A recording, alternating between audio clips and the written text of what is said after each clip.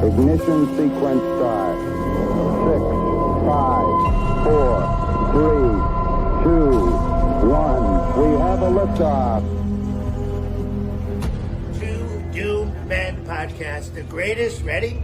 The greatest podcast in the history of the country, perhaps even the world by far. I don't think anyone comes close. What's up, Doom Nation, and welcome back. You are listening to the Two Doom Men podcast. As always, it's Scagz and yours truly, the Captain. No new guests this week, just shit's too crazy. Pennies are discontinued. Vladimir Putin's on the phone. Kathy Hochul is being brought up on charges. It's been a wild, wild week, and you are about to hear all about it. What's up, buddy? The Gulf of Mexico has been renamed to the Gulf of America. Yep. There's Go a on to limestone Google cave. Maps. Yeah. There's so many things going on that Captain and I had to take a break from all the guests. Everybody wants to come on the Two Doom Men podcast right now and talk about stuff. So Captain and I taking a break from that, just going to talk about the news because, my goodness, there are so many things to talk about. We talked about this with Alan Jacoby when he came on our show a couple of weeks ago, who is in the know. He's close to the Trump campaign. He told us that they had a plan coming into this thing, that they were going to attack forward, right? They were going to just hit the ground running hard and overwhelm the news cycle. And my God, they have. That is going to be the theme of our episode tonight with what we're going to talk about. We're also really busy as well. We are planning a ton of shit coming up here in the next couple weeks. We are actually join the reviews. Yeah, we were in a little group chat earlier today, and people buying more liquor and sending it to us, and including the Captain here. Like, we're going to review more things. So we got coming up in the next couple months, probably, or a couple weeks, we're going to do a review of Glenfiddich 18. That is very tasty, top shelf scotch. Yep, we're going to have a Buffalo Trace combo. So if you remember way back, Captain and I reviewed just standard Buffalo Trace whiskey. They came out recently with a cigar, so I bought the cigars, and now I thought, why don't we do a review of the both of them at the exact same time? See how they complement each other while we smoke a cigar and have Buffalo Trace whiskey. We're going to be doing that. We're going to be trying Tucker Carlson's Alp pouches. That might be actually done the same day. That might go well with cigars later on that night. Yeah, just a huge nicotine headache. Oh, yeah. I got 2 beers from New Zealand that my aunt brought back for me on her trip over there. We're going to be drinking those and reviewing those. Cap, you bought something called the Deacon. It's a scotch. I saw it for the first time last week. It's reasonably priced, $38-$40, whatever it is. The bottle's dope. Wait till you see it, and we are going to find out if it's just a gimmick scotch or if it's actually something tasty. Yeah, that sounds interesting. And we are planning on doing something a little bit different. The first time we do something like this, we're going to be doing like a whiskey blind test. Don't know exactly when we're going to do that one, but we're going to be doing it where I'll probably be pouring drinks for the Captain, and I won't be telling him. He won't see what they are. He won't know what they are, and he'll kind of give his review or which one he liked more based on that. It'll be multiple different whiskeys. On top of that, we did line up another guest coming up. He's going to be returning to the podcast. Attorney Ken Good from the Professional Bondsman of Texas. He's been on the show 2 times previously. reached out to us. He wanted to come back on to talk about if everything Trump is doing is actually going to curtail violent crime in the country. That's going to be March 4th, it looks like. So keep an eye out for that one. That'll be live on March 4th. Ken Good come back. Captain, I feel like we need a wheel here behind us. Where to even begin? News topics that we could talk about, and we'd spin it and just, pick one of those. So I'll let you decide. What do you want to do? Where do you want to go? You know what? I want to start it with a question. What's been so my favorite was Trump doesn't stop working. The man discontinued pennies while at the Super Bowl. So what's been your favorite topic? Favorite thing that he's done, or just favorite topic so far? What you choose me. There is so many things that he's done and topics to talk about that it could be anything at this point. I just love in general the whole Doge thing because it's the closest we're going to get to unraveling the Leviathan of the United States federal government. And I mean, it's showing me things that I didn't even think or I didn't even know existed. Like the limestone cave of retired records. Not just that, but one of the things we're going to talk about the most here tonight is the USAID thing. Yeah. Like I knew that the government was funding opposition around the globe and leaning on Twitter. We covered all this shit for many years and was in cahoots with the media. Right. But I thought that it was very like I knew like the CIA was doing these things and I figured it came out of their budget. I didn't realize there was a whole nother agency giving them a supplemental budget on top of that in order to do. And think how many other agencies gave them supplemental budgets on that as well. Yeah. So that's been my favorite thing so far, which we'll get into definitely the most. If you bear with me here for a second, Cap, I told you I wanted to kind of start off with a couple tweets by people who deserve their credit. And I think one of the people who deserves his credit the most on the USAID thing is Mike Benz, at Mike Benz Cyber. And he tweeted, "I've been telling you guys forever that you've been living your whole life in a carefully constructed USAID Truman Show, where none of the institutions you meet, from the media to public health to universities to NGOs to terrorists, are the institutions you think they are." I also wanted to kind of show you a tweet by our friend Clint Russell, who I think just about as good as you possibly could summed it up, what's going on with USAID. Who just told Adam Schiff that you're going to jail. World War III has been canceled. You better canceled. You better lawyer up. Yeah. So Clint Russell also tweeted the other day, he said, "The Doge discoveries are not just about wasted taxpayer funds.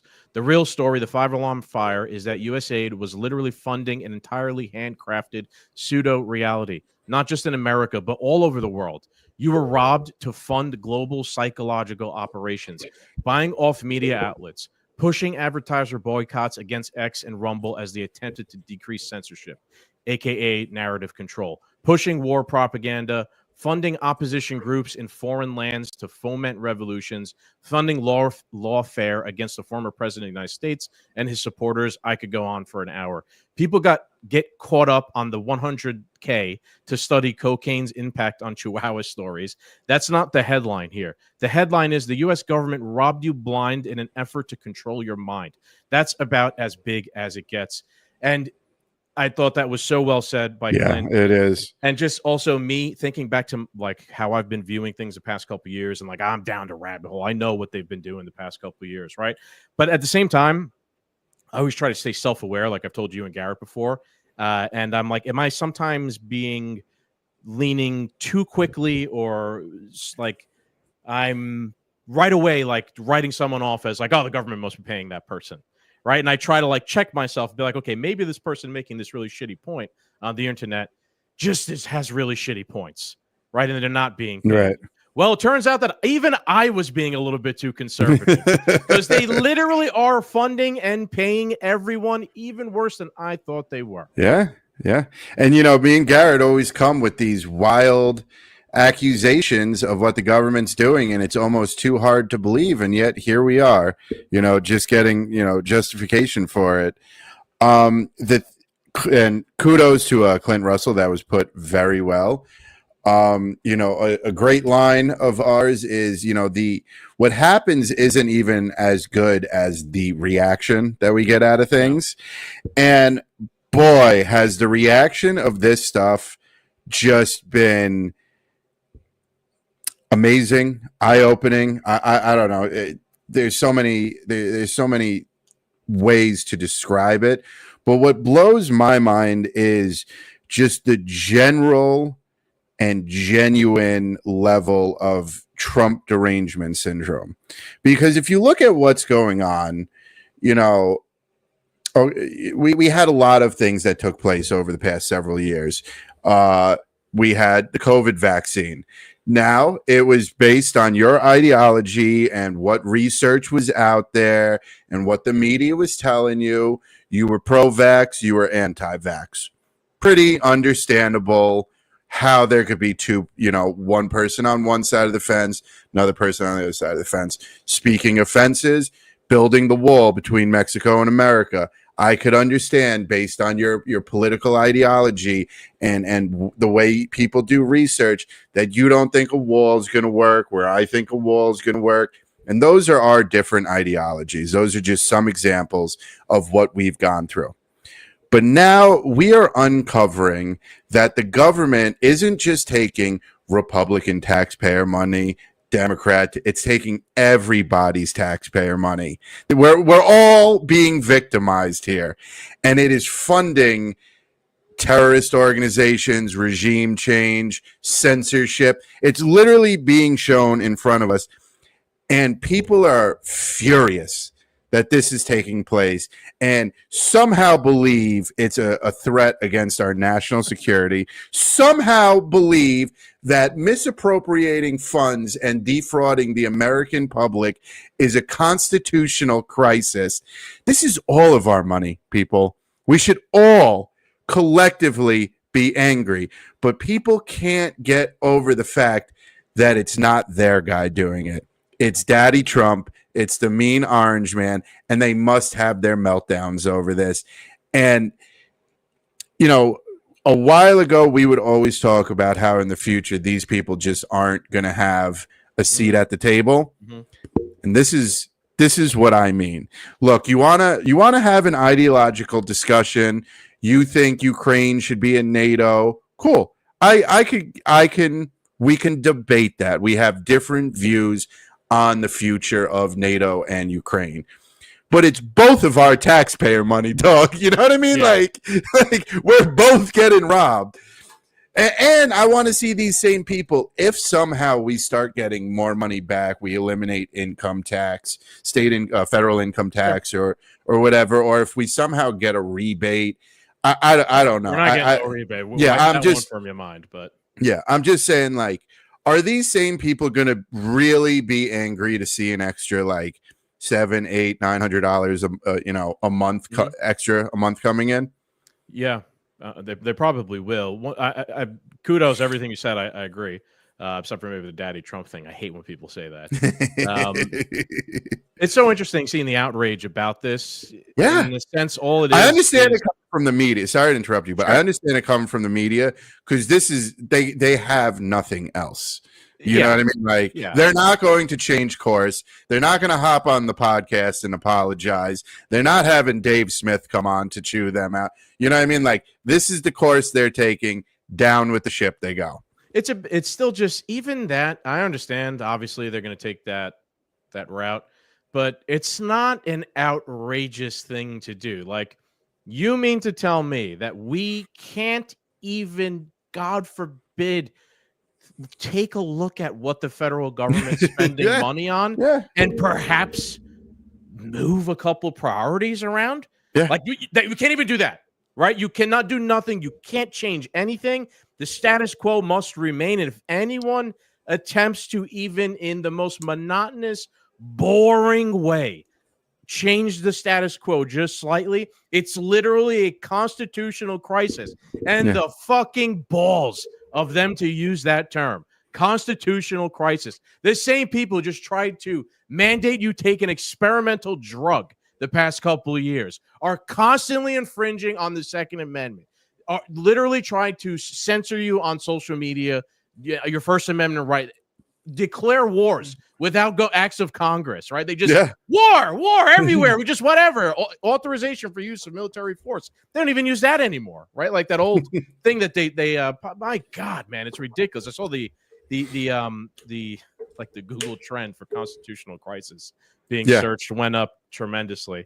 I got a lot to share here tonight, folks. I got this one from Chuck Schumer, where he says an unelected shadow government is conducting a hostile takeover of the federal government. DOGE is not a real government agency. DOGE has no authority to make spending decisions. DOGE has no authority to shut programs down or to ignore federal law. DOGE's conduct cannot be allowed to stand. Congress must take action to restore the rule of law. My God, the fucking balls. Yeah, the projection, an unelected shadow government. Yeah. That's who's been running this thing the whole time. It's who ran the entire Biden administration. God. And on top of that, just remove DOGE and replace it with IRS. Read those same sentences again with IRS. But yet that agency is okay. That agency is so good, we need to hire 80,000 more workers. So in case I sent you $601 on Venmo, they could come track me down for tax evasion. Right. It's crazy. Again, I don't know, man.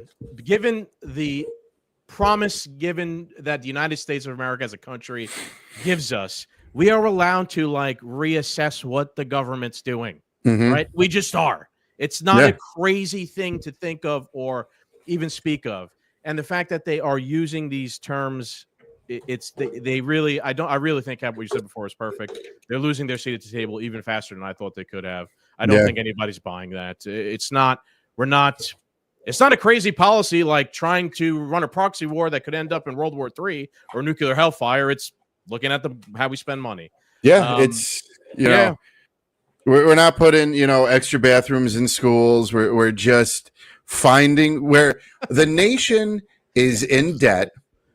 Inflation is through the roof. And by the way, all you lefty loons, I know you're not listening to this show because you don't have the balls to, but every lefty loon on Twitter now complaining about the price of things.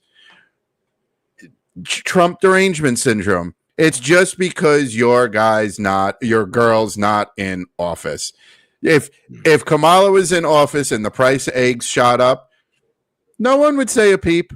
No one would care. Literally, I read a tweet before. I should have saved it where how the economy's down, inflation's up. Trump did this. It's another failed promise by him. But wait a second. You mean to tell me when Trump came into office, the economy was doing so good under Trump because of everything Barack Obama did, right? So then when Biden got into office, he had to fix the economy because of how badly Trump fucked it up. So now Trump's in office and the economy is still not good. So wouldn't that be, by their own definition, the Biden administration's economy? Right. It would have been, again, this is all the same people who ignored inflation for years. Yeah. The whole thing is outrageous to even insinuate at this point in time that, I think the inflation number came in today and it was 0.1 higher than the expected number. I think the expected number was 2.9 and I think the actual number was 3%, which is a fake number anyway. I could get into all that, but it obviously is too soon. That trend takes a long time to unwind or to go up. You can't just immediately change the rate of inflation. And there could be some legitimate criticism to lay on Donald Trump in the future if he doesn't actually, fix the cost of goods and things like that rationally, right? I'm even willing at this point, if he's going to use tariffs to kind of improve our standing here or something like that, I'm even willing to pay a little bit more if that means that my countrymen are going to be in a better position, my actual countrymen in the country. Right. Yeah. But, we'll assess that as it comes along. Let's stick with USAID here real quick. Mike Benz, talking about him, was on Joe Rogan today. Of course, he had to go on here and kind of lay the whole thing out. This one hit me close to home. This is Mike Benz talking on Joe Rogan about one of the many things that USAID was funding. And this one hits the captain and I close to home. Just the first two entries from this. What can technology companies do? So this is USAID telling Facebook, Twitter, YouTube, TikTok, Reddit, Twitch, eliminate the financial incentives, nuke their ad revenue if we don't like what they say. What could national governments do? Again, this is our government funded by our tax dollars telling foreign governments that they should regulate ad networks to kill the ad revenue of U.S. social media websites and U.S. news entities, like has been caught up in the advertiser database at state and USAID under the Biden administration. And there's a million more examples. Just like he says, there's a million more examples of it. So even USAID was in the game of putting pressure on social media companies and other national governments to censor people on the internet. We're on YouTube right now. Look, I haven't complained about it much on the podcast, but we were monetized at one point. Then YouTube demonetized us, said that we in time for the election. Yeah, right in time for the election, right up before. It said that we don't create original content. I mean, come on, if you actually watch the show, how much original content have the Captain and I created? Thousands of videos over the past almost 5 years now. I made an appeal video where I literally sat in this studio and moved this camera around, my little Logitech one, showed them the studio, screen recorded how I make videos and what we do, showed them the cabin, all this shit. More than I had to. A little bit of invasion of privacy, right? But I did it, try and protect our monetization status on YouTube. And they denied it, no, you haven't shown us adequate evidence that you make original content. And they demonetized us. Whatever, not the end of the world. I don't care. But I was a little bit miffed too at the time, being it's just straight up disrespect for the work that you put in when you are a content creator doing shit like that. And it's probably not fucking organic.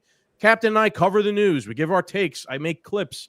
They're not favorable to the regime. I'll tell you that much. If there is one bias Scagz has, it's against the government, right? So most of my clips are biased against the government that I'm showing you a little slice of the world, right? So that, someone at YouTube, and we were getting a lot of traction on those. Someone at YouTube probably marked our page. Hey, not a good one. And started the chipping away. At least they haven't taken us off, but we're not going to be able to monetize or make any money off of it. And whatever, it's not why I do it anyways. I don't really give that much of a fuck. I was just annoyed, kind of in principle by it. But there you go. They were being pressured even, or money flowing in by USAID. Yep, they got to protect the information flow. It's just straight propaganda. It's just another propaganda organization. It goes back to the Truman Show comment, right? It's like a fake reality. We've been saying this shit for years. That's what I used to say about Twitter. It's like the ideological forge where people go to have political discussions and then they come up with ideas and they debate them and things like that. Well, yeah, but they were putting their finger on the fucking scale for years to try and influence how discussion would be had. This way, these certain ideas become more popular and that becomes the thing we're always talking about. Yeah, the woke shit or whatever, that's one of the easiest examples of that. This whole thing is just the funding mechanism or the supplemental funding mechanism for all that. Again, in my opinion, it's not even the primary funding mechanism. Yeah, and we're paying for it all. With all the money we've spent in taxes, all the nice things we could have bought or invested in, we could have been as rich as Nancy Pelosi right now. We could have. That's another one of the things that Trump is looking into, how everybody got so rich. So I got more shit. Let's show it all. I got a tweet here showing an article recently from CNN that says White House says it will cancel $8 million in Politico subscriptions after false right-wing conspiracy theory spreads. After false right-wing conspiracy theory spreads, what $8 million are they fucking canceling if it doesn't exist? What are they talking about? The fact that Politico was getting $8 million from USAID. Politico, one of the corporate press outlets, was getting money, $8 million in subscription from government employees. Wasn't also USAID subsidizing and paying for all the subscriptions to Politico so it stays afloat? Yes, right. And what are the types of articles Politico is running all the time? In the favor of the government, pro-vaccine, pro-war in Ukraine, talking bad about Donald Trump and populism, whatever, right? That, it's being funded by the government. It's not organically popular. Yeah. When we're in a free market system, people are going to be like, wow, I can't wait to read a political article, right? No, in a free market scenario, who's really popular? Joe Rogan or, whoever else, Dave Smith or Patrick Bet-David, blah, blah, blah, etc. Tucker, obviously, shit like that, right? So, yeah, it's funding. It's literally funding the opposition, not just in governments around the world, but here in the United States. Here is another cherry-picked item I found by Shavla Papushvili. He says, USAID spent through political NGOs $41.7 million on Georgian elections. That is not Georgia, United States. That is Georgia over there in Asia.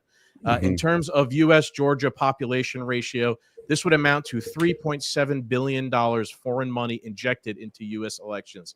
These numbers are even more grotesque in compared with GDP ratio as all. So it is possible to spend $41.7 million on another country's elections and at the same time feel no accountability towards the population of the said country.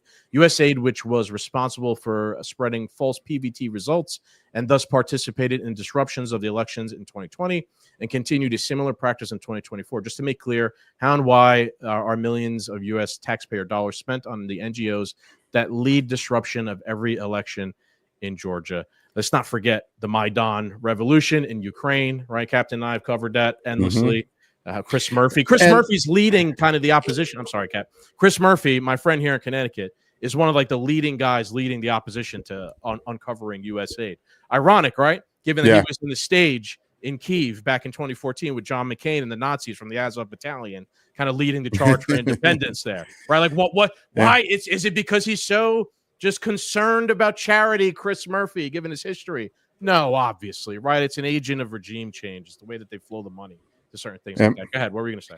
And to read these tweets and see the things that they uncovered, and to still have people go, no, that's fake news. Oh, you're that. How? Explain to me, like I'm 5 years old, that we need to spend $41 million in Georgian elections of our $41 million of our taxpayer money.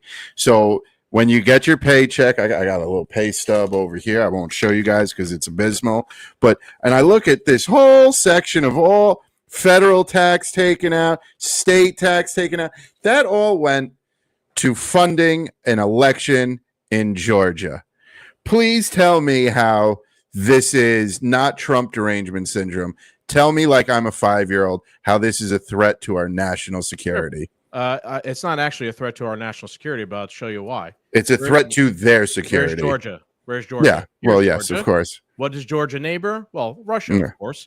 Who went into Georgia in 2008 when he feared, a hostile regime being put on his border? Vladimir Putin went into Georgia and changed the government there, right? So we're doing the same thing over there as we were trying to do in Ukraine, which sparked off the war over there. On and on and on and on. Speaking of USAID and Ukraine, when the great and almighty above the law, Joe Biden, said to the lawyers in Ukraine, oh, well, if that prosecutor doesn't get fired, we're going to withhold your funds. Yeah. Those were USAID funds. Right. Who paid for all of Burisma? USAID. So Joe Biden was literally withholding funds, our taxpayer funds, from a prosecutor who was going to uncover corruption, and also taxpayer funded the company that the then vice president's son magically was qualified to run. And then he gave him a pardon from everything he did from 2014 to 2024. Boy, I'm just a crazy right-wing conspiracy theorist. Yeah, fortunately, you're not. And I don't think that hashtag talking point line holds as much sway as it does. You know what also is just a really funny and ironic one that they're also using, that like no one elected Elon Musk to be the president.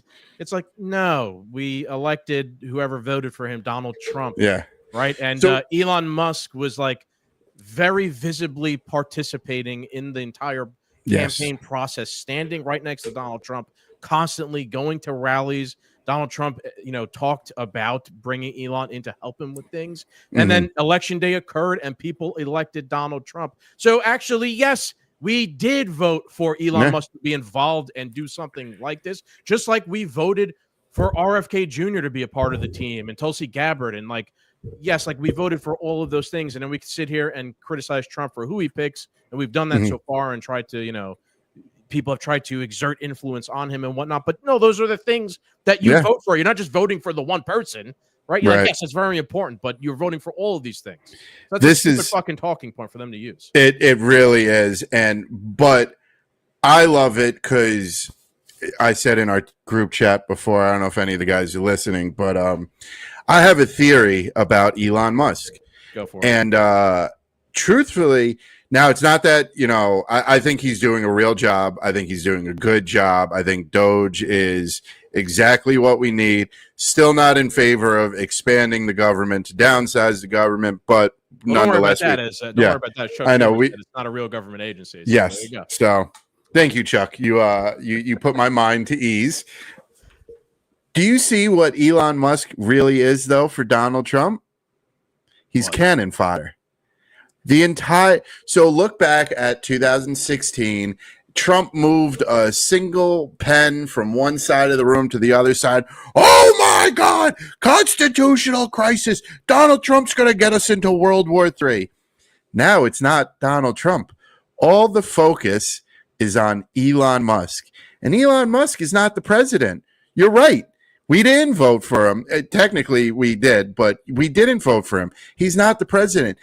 The media is so stupid that Donald Trump is just playing this simple 5D chess move and has a pawn way out. Oh, maybe we'll make Elon like a knight or a bishop or something instead of a pawn. Or a queen. You could go backwards too, something like you move around. All the way out there. And the media is eating up everything he does. And Donald Trump just gets to freely work. Donald Trump has one, you know what I mean? Like there is now this semi-bumper between him and the media that they go through first and blame everything on Elon. And I think Elon enjoys being in this type of position. Oh, yeah. He's smart. He's quick-witted. You see how he's a shit poster on Twitter and all that stuff. Renamed himself Harry Balls. Yes, and within an hour, news organizations, Elon Musk's new handle is Harry Balls. He has literally Project Mockingbird pivoting on a dime to talk about Harry Balls on the media. He's a genius. He genuinely is. And I truly believe part of his role is to be cannon fodder. Trump knows what he's going to do. Trump knows his plan of action. It's not like he hasn't been planning this. And if anybody has learned anything over the past 10 years is, he might not be the brightest guy in the room, but you never underestimate Trump. Right? Yeah, I agree with that. That's a pretty interesting take I didn't think of. Perhaps it's giving, like you said, cannon fodder or like a shield from another attempt at impeachment. Like I would assume one of the things the Democrats are going to try and break out here in the next 4 years is an impeachment. Yeah, right. They're going to try and do, and I could see them trying to impeach him because he rearranged the budget in a way that benefited himself or something like that. Well, he could be like, well, no, I just appointed Elon Musk to do this, and it wasn't me. I mean, I see that. That's a good point, Cap. I really think media-wise and this whole blitz that we're seeing, Elon has this separate role to play. I really feel he does. He's also obviously a really smart person too, and he can focus all of his attention or most of his attention with a bunch of really smart guys and probably an AI. Some algorithms and things like that, like cleaning up some of this corruption and wasteful spending. And that could be his primary focus, where Donald Trump could go and do some diplomacy between Russia and Ukraine and Israel and Hamas, and blah, blah, blah, and etc. And it's a lot for the job of president is fucking preposterous. Right? There's no way that one person can do all the things in the world, especially to the level that they've grown the federal government. Right. So if you are going to make a main focus of cleaning things up and fixing the government itself, I could see why it's smart to have one of the smartest people in the world with a huge team doing it. Yeah. He's turned the whole machine on its head, because you just said it now, like it's Trump and Elon. The episode's name is Trump Floods the Zone. I mean, today alone, we have a phone call with Vladimir Putin. Tulsi Gabbard's confirmed. The DOJ is going after New York representatives like Kathy Hochul. Mayor Adams is off the hook on his thing. All this stuff just took place within a few hours before this show even started. But they're being divided between what Trump did and what Elon did. And it's less, the way I see it is less pressure on Trump, and that is not by mistake. That is by design. It's smart, like we said. flood the zone, keep the Democrats on the back foot. What are they this going to be outraged over? How do you prioritize what you're outraged over? It is difficult, right? How do you muster a response? Strategically how do you muster a response? Just a strategically genius way about going against their going about their second administration. I think the guy's name, funny enough, is LeBron's on roids on Twitter. He was a very big Q poster back then and all that stuff, and I always managed to follow him through Instagram, X, and Truth and all that stuff, and he has some good takes on things, and I'm pretty sure it was him who said it. I'm just not 100% sure. He said, thank God the 2020 election was stolen. And yes, YouTube, we say it's stolen now. Because if you think about it, if Trump just won the 2020 election, it would have been more of just his first administration. Elon wouldn't be involved. Jack Dorsey would still be over at Twitter. Or, the Twitter files probably would have never came out. Or maybe they would have. Silver lining. There's silver linings. The vaccine wouldn't have been mandated probably on everybody. A lot of people wouldn't have lost their jobs. And good things that probably would have occurred. And so, it got stolen. The country went into complete disarray. We had these, these authoritarian mandates that we had to take. Right now in 2025. We don't want any federal employees being fired, but back 5 years ago, 6 years ago, if you didn't take that shot, fire everybody, and it's all the same people. So we watched inflation skyrocket. We watched a so-called president stumble and mumble and fall asleep at G7 summits. We watched our money just disappear as it went overseas. And now Trump gets the chance for retribution. And I think that's why it's so great that he won in 2024 instead of 2020. It allowed 4 years of really naked authoritarianism, and a lot of people's eyes were open. As Q said, and I know you're not a Q fan, but I think as we move forward, me and Garrett are going to have to get on here and do a little Captain Samurai episode. But one of the people need to be shown, they can't be told. And boy, you just said it, in the past 4 years, a lot of eyes were opened up, a lot of red pills were taken. They were, definitely. Damn, I had a good point. I didn't want to interrupt you. I forgot what it is now. I'm sorry, it happens all the time. Okay, it's all right. All right. So I have another video here of Elon was in the Oval Office the other day, and there's been a couple of really good memes that came. So from wait, this. I watched a ton of clips of this. Why was he there? Was the idea to do the press briefing with Trump? He was there to field some criticism of himself by the press, which is, by the way, I mean, just compare that in of itself on its face. Trump's been part of press briefings. He's been taking almost every day. He's got the press in the Oval Office with him, taking questions. Not friendly. A couple of really good questions. The reporters asked some great questions. We talked a little bit about last week about Gaza, like great follow-up questions. Like, how is this actually going to work? Shit like that. So even some kudos to some of them. But the fact that he's even just taking questions and discussing things with the press from Biden, I don't think ever in the last couple of years, he probably did towards the beginning, but didn't even show up to any of the press. Well, maybe we could say Biden did, but Kamala Harris sure as hell didn't. Oh, yeah. So Elon's there to kind of take questions, address some of the things. There's some funny memes that came out of this one. I saw people was like Emperor Palpatine and and Darth Maul. Darth Maul next to him, pretty funny. So even though those are painted as negatively, I thought they're funny. Kudos to when people do it. So here's Elon talking a little bit about how ridiculous some of this shit is. This one is the one that caught my eye the most of all of them. One of the things is, like, we are trying to sort of right-size the federal bureaucracy, just make sure that this, obviously, there need to be a lot of people working for the federal government, but not as many as currently. So we're saying, let's, if people can retire, with full benefits and everything, that would be good. They can retire, get their retirement payments, everything. And then we were told, this is actually, I think, a great anecdote, because we were told, no, the most number of people that could retire possibly in a month is 10,000. We're like, well, why is that?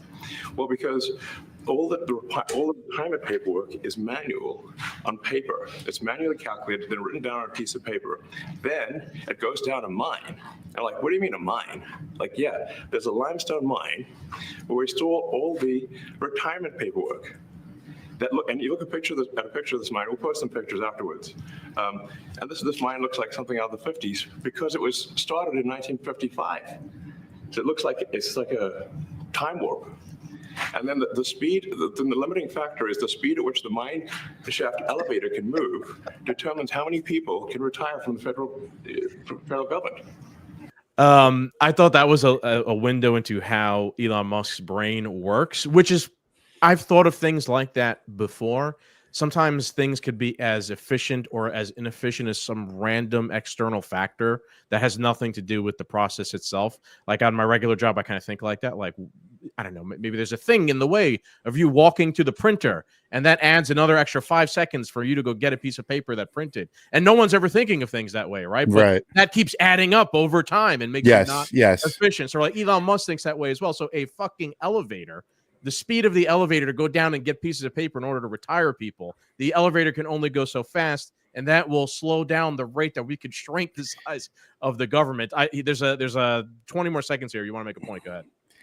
Just people are missing the fact that the government commissioned a mine underground to organize and evaluate all federal retirement, or just house federal retirement papers. Or like your onboarding paperwork for your employees in the federal government goes into a limestone mine deep below ground. And I actually have seen the pictures. I could pull them up here. So have I. It's a large cavern filing cabinet. The bad guys hide in mountains. Okay. Yeah, Dr. Evil, right? I mean, and if they are using an old limestone mine to house retirement paperwork, what are they doing with other decommissioned mines and caves and tunnels? Okay, it is endless. And for the idea to fight and say it's another conspiracy theory that there's tunnels underground and they're used for sex trafficking. Don't discredit it yet. Don't tell us, don't use that word, right? Don't discredit it yet. What's the lead time now on being a conspiracy theorist? 8 seconds, right? Yeah. So let's let Elon finish up here what he was saying before. But my goodness here, man. Yep. And the elevator breaks down sometimes, and then nobody can retire. Doesn't that sound crazy? There's like 1,000 people that work on this. So I think if we take those people and say, like, you know what, instead of working in a mine shaft and carrying manila envelopes to, boxes in a mine shaft to the center of the earth, anything else, and you would add to the goods and services of the United States in a more useful way. We could have you do anything else, and it could be adding to the goods and services. Yeah, I don't know. Just buy a building in Washington, D.C. and digitalize everything. Yeah. This reminds me, Cap, of it might be maybe Professor Giordano said this, but like the government is so big that they don't know how big they are anymore. Yeah.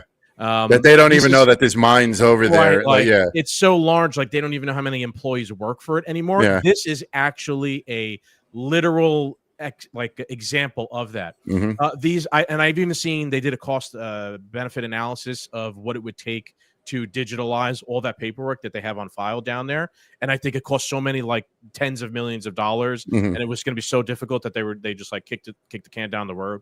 We're not going to do it. We'll figure it out another time. So I mean, Professor Giordano or whoever it was said that wasn't just being hyperbolic. It's literally true. They actually are so large they don't know how many people even work for it because all of the paperwork on all the people are on physical pieces of fucking paper in a limestone cave mine. Yeah. And if you wanted to fix the problem, yes, Elon is correct. It would be only able to be fixed at the rate that the elevator can go up and down, and how many pieces of paper, boxes you could probably keep in the elevator, or you'd have to like drill another elevator shaft down to get down there. That's years from 55 or whatever it was, right? Years and years and years of built up paperwork in there. My goodness, man. Any other thoughts on this, Cap? I got one or two other funny examples. And the inefficiency is just baffling. And to be fair, to bring back my point, people are mad that this is being exposed. Once again, forget what side of the aisle you're on, who you voted for. These are for all the people who don't want to see federal employees getting fired because Doge and Trump are exposing corruption and misuse of funds. So that tells me you are in favor of federal employees. So if you are in favor of federal employees, you should want them to be able to retire. right? They worked their job. They did their civic duty. They did what was asked of them, and it is now time to retire. And you're going to sit here and be mad because Elon found out that it takes long for people, that the government is inefficient in filing retirement paperwork. Yeah, can we at least agree on that one, that that's a dumb process and we should undo that? Yeah. All right, so I got a couple more examples of random things, and then we could get on to our other topic of the night, which would be the Ukraine war. So from Mario Nafal, the Pentagon burns taxpayer cash, $1,300 per coffee cup, 8,000% markup on soap dispensers. Doge is exposing the insane Pentagon waste, including $1,300, blah, blah, blah, with an $850 budget. The Pentagon is drowning in fraud, bloated contracts, and Trump says billions in waste will be slashed. We're going to find billions. I thought that this reminded me of the point I've made on this podcast before, and it's from the movie Independence Day, where the president goes down into the Area 51 bunker, and Jeff Goldblum, and he says, I don't understand. How do you get the funding for something like this, looking at the entire Area 51 operation? And Jeff Goldblum's dad goes, you don't actually think they spend $20,000 on a hammer and $30,000 on a toilet seat, do you? That's literally true. It's literally from a movie in 1996. They've been telling us. They told us the truth from the start. Literally. It's the exact same thing. They're spending $1,300 on a fucking coffee cup. Right, so it's not even, I mean, adjusted for inflation, maybe the numbers are just a little bit off here, right? But it literally is true. It's literally exactly how it's going down, right? They're laundering money by charging more or making things appear to cost more, on things that don't cost that much. Okay, ready to move on, Cap, to the next? Yes, sir. All right, so Ukraine will not be part of NATO, a.k.a. get fucked. I think that's where we'll start. Like we said, Trump's flooding the zone with major news. So earlier today, Pete Hegseth, the Secretary of Defense, who we thought was probably going to be one of the most interesting characters in the entire administration, jury to be out on him. He went to Brussels to NATO headquarters to meet with everybody. And while he was there, he kind of laid out the vision of the Trump administration in regards to Ukraine. And I'll play his video and then we'll give our thoughts. The United States does not believe that NATO membership for Ukraine is a realistic outcome of a negotiated settlement. Instead, any security guarantee must be backed by capable European and non-European troops. If these troops are deployed as peacekeepers to Ukraine at any point, they should be deployed as part of a non-NATO mission, and they should not be covered under Article 5. There also must be robust international oversight of the line of contact. To be clear, as part of any security guarantee, there will not be U.S. troops deployed to Ukraine. Why is this important? Of course, right? Well, if you followed anything the past couple of years, going back to the onset of the war and the couple months and years before the war, and many years before that, but really in the near term, right before the war, who went over to, I think it was Poland, at one of the NATO conferences and said, Ukraine's going to be in NATO? Well, that was Kamala Harris, right? And what happened right after Kamala Harris said Ukraine's going to be in NATO? Well, Vladimir Putin invaded Ukraine because he's trying to prevent Ukraine from being in America's military alliance that is right on his border. So the statement is incredibly important in of itself, and it's symbolic because now Pete Hegseth went to NATO and said the inverse of Kamala Harris's statement to kind of perhaps alleviate some of Vladimir Putin's concerns and start the process of negotiations to end the war the same way that the war kind of was kicked off, which we'll get into here next. Captain, any thoughts on that in of itself? I'm glad this is finally happening. One promise that Trump didn't keep was that he would have this war done within 24 hours. And the big joke is, he didn't say what 24 hours it was going to take place in. Not to be a Putin sympathizer. He's a bad guy. We mention this all the time. But I get it. You don't want your enemy or an adversary or a military force sitting outside your front door. This is why Russia invaded Ukraine to begin with. This is what the media runs with. We just talked about how USAID has been funding. They didn't invade because of Kamala. We'll read that in a second. Some people are commenting. Sorry, everybody. Don't let your train of thought be interrupted. Yeah, keep cooking. cooking. Yeah, and it just fucked me. What was the last thing I said? Shit. AIG, USAID. Yeah. USAID, is sending money to places like Politico to write certain stories. From the outside looking in, the normies just feel Russia invaded Ukraine. Russia must be bad. But there are terms to why Russia did this. And now we are reversing those terms to start working with peace. I'm sure we're going to get into the call with Vladimir Putin, correct? Yeah, we will. Right. Okay, good. So then I'll save my... Right. I mean, and again, if you really want to know like the long, detailed history of all the provocations, but between Russia and the United States, go read Scott Horton's book. We had him on. I'm still in the process of reading it. It is fucking insane. It goes all the way back to 91, the fall of the Soviet Union, many promises, many discussions, the reunification of Germany, all of these things over the years, guaranteeing the Russians were not going to expand NATO, an anti-Russian military alliance any further to the east. We did. We lied countless times over and over again, played them for a fool. For fucking 30 plus years. It took the Russians 30 plus years to do anything, to kind of back up all of their, protesting. They constantly lodged complaints. The WikiLeaks document of Net means Net that was the cable from Burns to Condoleezza Rice, where Burns, who was the CIA director at the time, was talking with the Russians. And he's like, hey, Condoleezza Rice, by the way, like, it's not just Vladimir Putin and the government that doesn't want us in Ukraine. It's like the highest up of like elites in Russian society, normal people in Russia. Like, we've pushed it all the way to the boundary of what they're cool with, and they are definitely being serious about this. Fast forward, 15 years, and look, they did mean it. So it's a positive development. Cap, that comment is so dumb. I'll be honest with you, I don't even want to waste any time to break your train of thought. So that was this morning. A few hours later, the onslaught continues from Donald Trump, who tweets, I just had a lengthy and highly productive phone call with President Vladimir Putin of Russia. We discussed Ukraine, the Middle East, energy, artificial intelligence, the power of the dollar, and various other subjects. We reflected on the great history of our nations and the fact that we fought so successfully together in World War II, remembering that Russia lost tens of millions of people, and we likewise lost so many. We each talked about strength of our respective nations and the great benefit that we will someday have in working together.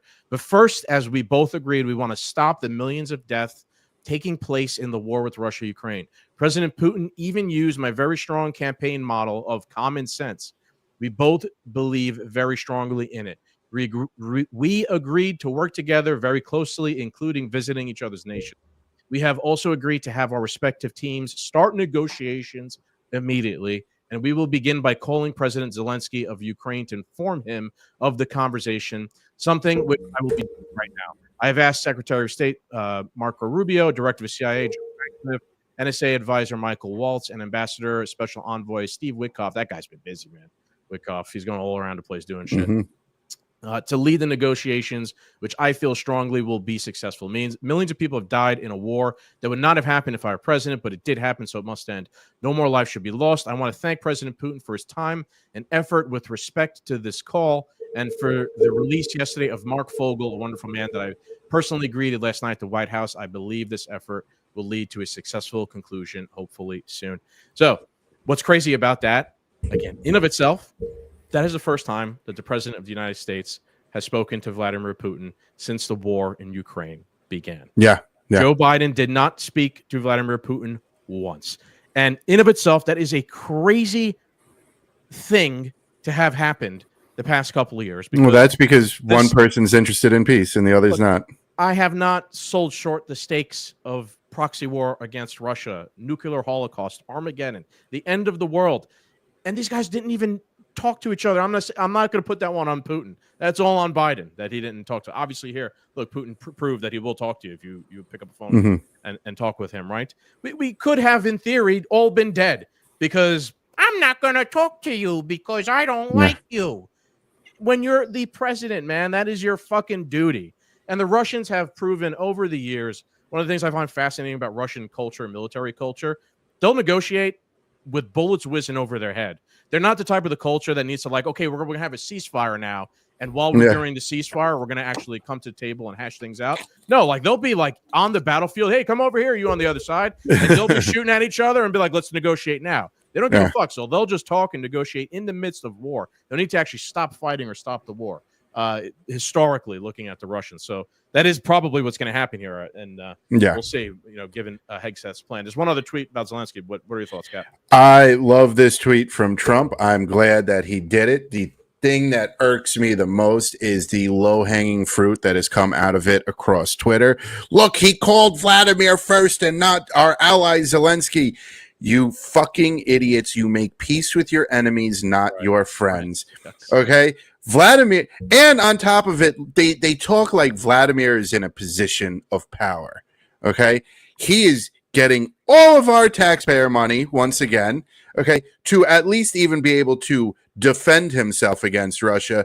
Trump doesn't need to talk to Zelensky. Right. If he wants Zelensky, yes, we do. We do. Biden made sure we own him, okay? And now Trump is the only one that has the balls to pull the trigger on that. If we want Zelensky to operate in a certain way, guess what? You turn off the tap and you point in the direction you want him to walk. You know where that's a useful analogy or a lesson that a couple people need to learn how they could use it? Over in Israel. Yeah. Yeah. All right, so the other tweet is from Trump again, who outlines his talk with Zelensky, who you meant Zelensky before I said Vladimir, but you meant Volodymyr. I just spoke to President Volodymyr Zelensky of Ukraine. The conversation went very well. He, like President Putin, wants to make peace. We discussed a variety of topics having to do with the war, but mostly the meeting that is being set up on Friday in Munich, where Vice President J.D. Vance and Secretary of State Marco Rubio will lead the delegation. I'm hoping that the results of that meeting will be positive. It is time to stop the ridiculous war where there has been a massive, totally unnecessary death, blah, blah, blah. God bless people of Russia and Ukraine. So I'm expecting here, Cap, that within the next 2 or 3 weeks, the war could actually be over. We'll be talking about the end of it. And, we'll see, like, what does that mean? Who gets what? I don't think, given Hegseth's comments, I don't think Ukraine's getting back any of the territory that it lost. I think Russia's keeping that. It's be interesting to see how the peace shakes out. If there's like a peacekeeping force that has to go in there and who makes up the peacekeeping force, cannot be Americans, like Hegseth said. It'd have to be a UN peacekeeping force of uninterested countries. Soldiers. Yeah, but how do we even trust those?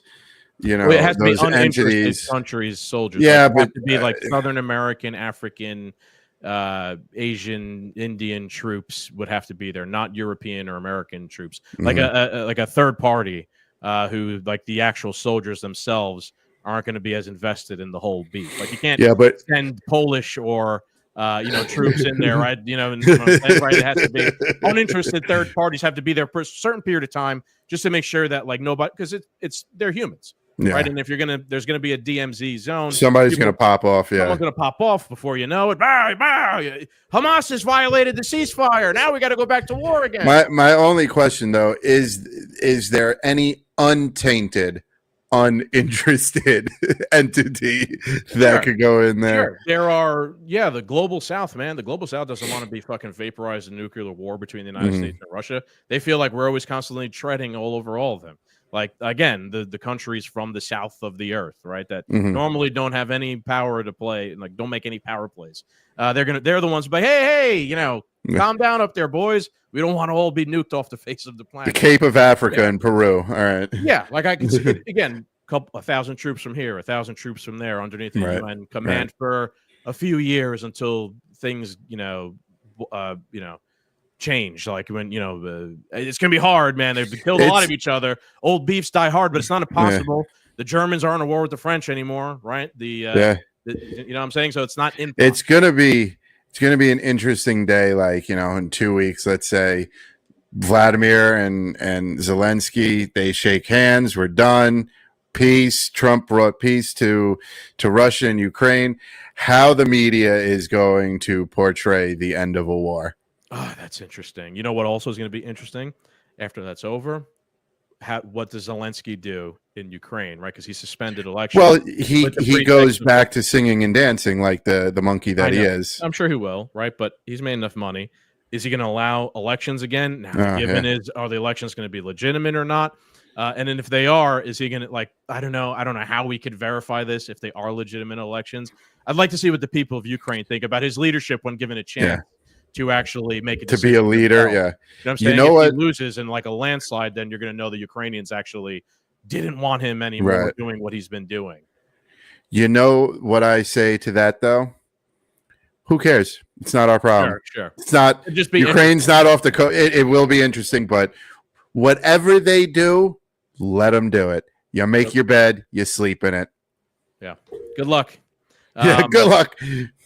One last point. I have seen some Ukrainians on Twitter are pretty mad because they feel like they've been conned and played. And they have.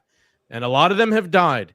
And I'm wondering is if we said many years ago when the war broke out, we could possibly see some blowback from Ukraine. Some Ukrainian terrorist organization. Yeah. Some Nazi Azov telling, what did Dave Smith say, right? Like, you want to know who we're going to be, fighting in the future. Look at who we're funding now. Yeah. It's very early to even consider that. But there are some people who are going to be very mad that we conned them into losing a couple 100,000 people. Yeah, well, when you're and they're humans, just like the people in Gaza are humans, and they're going to be miffed about what just happened the past week. When I guess your kids on the Two Doom Men, 2.0 podcast will be following that story. Yeah. All right. I do have one question before we end. It's a stupid question. I wanted to ask it in front of a broader audience, but if Trump gets rid of the IRS and we put an end to the federal income tax, do we have to pay taxes in April? This April, you mean? Hey, if he does it tomorrow, sure. Yeah, this April, next April, whatever. The taxes were already withheld from our paychecks. I don't know. That'd have to be part of the whole negotiated unwinding of the IRS. That's a good question. I don't know. Remains to be seen. I'll be honest with you. I don't think that's happening. Neither do I. But that is one thing at a time here. I'd love for there to be no taxes. I'm not confident that one though. As much as I'm the anarchist here, I think tax is slavery in a sense. But I don't think Trump has that much political capital yet to expend to actually for real unwind federal income tax to the IRS. He's moving forward first with tariffs and things like that. And one of the points I made, I'm like, I'm all for like threats of tariffs and a little bit of protectionism if it's going to help us. But like, I don't also want to create another revenue stream for the federal government without removing the other one first. Right. Yeah. So we still have, we have an external and an internal. Yeah. The Democrats win and they're insane again. And now they have an external revenue service that they can control as well as the internal revenue service. It's like, oh man, did we need to hand them another Patriot Act? No, we didn't. Right. So we'll see. Good question though, Cap. Yeah. It was not a stupid question. All right. You got any tweets? I got 3 tweets. I got one, I believe. Oh, you got 2 on there. I do. I don't even know what the second one is, so let's tread lightly. Sure. Okay. All right. So we'll start with mine. My first one. 1 second here. Sorry. Change how I share this. So my first one is from Roger Stone. Roger Stone says, mutant Governor Ron DeSantis needs to stop grandstanding on immigration.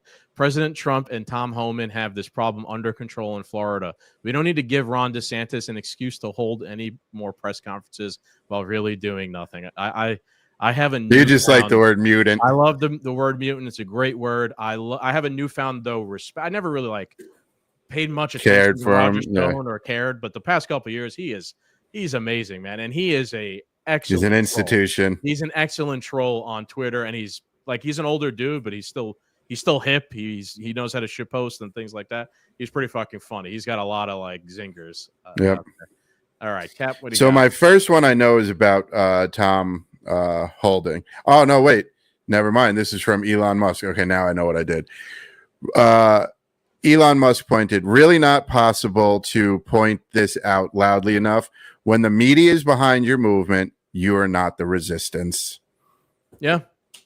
Yeah. I mean, that applies well right now to Bernie Sanders, right? And Elizabeth Warren, who in the past have, framed themselves as anti-establishment, whatever, right? I know what the second one is now. It should be Tom Holman. Okay. So what's going on mine? Okay, this might be the tweet of the year. I'm gonna be honest with you. We'll see. This is gonna go up there. This is gonna go on the Louvre, as they say. This is from Wrestle Fiend, and he was replying to Kanye West over the weekend, who had one of those Kanye West classic meltdowns, or I'm not sure exactly what was going on over there. His annual meltdown. Yeah, I think now he deleted his account now after that whole thing, but the tweet still stands. So this is from Wrestle Fiend. He says, after a long day of work, Kanye West goes to his Kanye nest to take his Kanye rest. He wakes up feeling his Kanye best. Then he'll get Kanye dressed on his Kanye vest to go on a Kanye quest. He goes to church and becomes Kanye blessed. Then to a hotel room to be a Kanye guest. Then to school to take his Kanye test. He forgot to brush his teeth. Did he run out of Kanye crest? His neighbor stole it. What a Kanye pest. Great fucking tweet. And it was in response to one of those crazy racist tweets about Jews and Nazis and things like that. So yeah, Kanye, I can't wait to see what he does next year. Yeah. Right. I really think it's just time for Kanye to go to his farm in Wyoming and never leave. My I don't hate the guy, but I mean, he's clearly troubled. He's clearly involved in some shit. He's clearly seen some shit. There's some trauma. There's some things that have happened to him. The music industry is a dark place, and I'm sure he's witnessed it all firsthand. And I get you want to fight the power and all this stuff, but I think it's time you just retreat to your farm in Wyoming and stay there. My guess is that he's going to drop an album. He sold some T-shirts. He sold a swastika T-shirt, which is pretty heinous. And people bought it. Okay. Bought it. All right. So this is Captain's other from the typical liberal. Bordazar Tom Homan. I have harsh words for the Pope. I was born Catholic, concentrate on fixing the Catholic Church, and I'll leave the border enforcement to us. This is Tom. I don't like talking shit about the Pope. I usually don't. I don't particularly care for this individual Pope, but I am quite tired of people who hide behind walls saying America doesn't need a wall. So here we go, Tommy boy, laying down. Okay, one moment, then I got to change how we're. Oh, my bad. I completely forgot to tell you. It's all right. It's all right. Okay. Let me know if you can't hear it. I could hear it. I got harsh words for the Pope. Pope won't fix the Catholic Church. I'm saying this is a lifelong Catholic. I was baptized Catholic. I was first communion Catholic, confirmation of Catholic.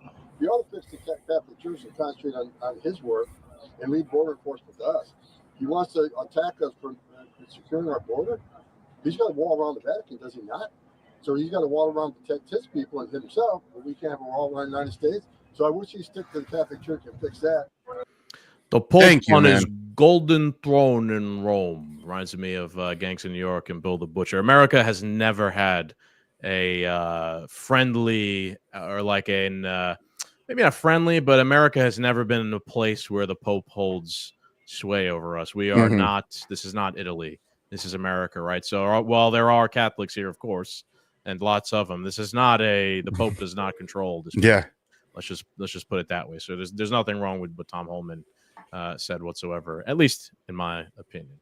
Okay, got one more tweet, and then we are out of here. Maybe we can one more tweet comments from the boys. This last one is from someone who I again thought was milquetoast boring at the very beginning, J.D. Vance, but I thought he's actually been an excellent compliment to Donald Trump. He does so well at so many different things, and this was one of them. He is retweeting and responding to Ro Khanna, who is criticizing him for, he goes, are you going to tell him to apologize for saying normalize Indian hate before this rehire? Just asking for the sake of both of our kids. So Ro Khanna's talking about one of these Doge kids had some kind of like, I guess, I haven't even seen them, but some like racist posts online about Indian people. So Ro Khanna's like trying to throw shade at J.D. Vance, who's married to an Indian woman, has Indian kids. Like, are you going to condemn this hate against Indian people? And J.D. Vance goes, for the sake of both of our kids, grow up. Racist trolls on the internet, while offensive, don't threaten my kids. You know what does? A culture that denies grace to people who make mistakes. A culture that encourages congressmen to act like whiny children. Hell yeah. Thank you. Hell yeah. I've said this in the past before, like Maslow's hierarchy of outrage. They are so outraged about people saying stupid shit on the internet, but millions of kids were fucking killed. Not millions, but thousands of kids are just killed in Gaza by the same regime who is, oh no, you said a mean thing on the internet. Yep. You know, and like people actually care about that. Who gives a fuck? Right? You are literally funding mass murder campaigns against people. It's funny that they're so worried that this one guy working for Elon said mean things about Indian people, but the entire DEI crowd did not celebrate the fact that the first time in history we have a Indian and Asian second lady. Why? Because she's not on their side. You know what I mean? So the DEI doesn't about any of that. It's all bullshit. Yeah. It was just a shield. Yeah. All right, let's we got a couple comments to read them and then let's leave. Mr. B says, yes, we have to pay taxes. Dunce Pumpkin, you already paid them. All right, there you go. Fair enough. Our friend who's in the accounting world. All right, let's read this comment before. Plaguely says they didn't invade because of Kamala. The conflict was an issue since 2014. If Mexico had a civil war, we'd intervene too, and y'all false about Putin. Okay. Yes, they literally did. The comment made by Kamala was kind of a straw that broke the camel's back moment for Vladimir Putin, and that's one of the, not the only reason, but it's one of the main reasons why they decided to go. And like I talked about myself, the conflict goes back to the fall of the Soviet Union, 91, and the promises made not to expand NATO, 1 inch east, blah blah blah. So this was not worth breaking the captain's train of thought. Dad says hello, Dad. Dad got us, kicked off of TikTok Live for a week because he dropped too many N-bombs while we were playing video games last Friday night. Thanks, Dad. And then one more from Mr. B again. He says, it's a stupid question. I want to ask it in front of an audience. That was a pretty good line, Cap, I have to admit. Yeah, balls to the wall. Let's go. All right, wrap it up. All right, Doom Nation. Thank you guys for joining us once again. I hope you guys enjoyed tonight's episode. We will be back next week. I don't think we have any guests next week, but things can change. Like we said last week, and at the beginning of tonight's episode, there are more Doomed reviews coming. We're doing some cigars. We're doing some whiskey. I don't know if we'll be playing video games this Friday. It is Valentine's Day. A few of us might be busy. But we have more video games coming down the pipeline. Are you going to play any video games or no? You just when we stop playing Halo. Okay, well we like Halo, so actually we don't need you. We have Luch who goes 0-80 every game, and if we put both of you together, we're not even going to get to play. It just as soon as the game starts, game over. Yeah. Game over. Yeah. And Jesus Christ. But yes, we have some more video games coming down your way. We're doing a lot of fun stuff in a few weeks. Like we said, we're going to have the attorney Ken. What's his name? Ken Good. Yes, Ken Good. Of Texas. And we will be here next week with more current events and political news. So I'm sure crazy stuff will happen. So stay tuned. Adios.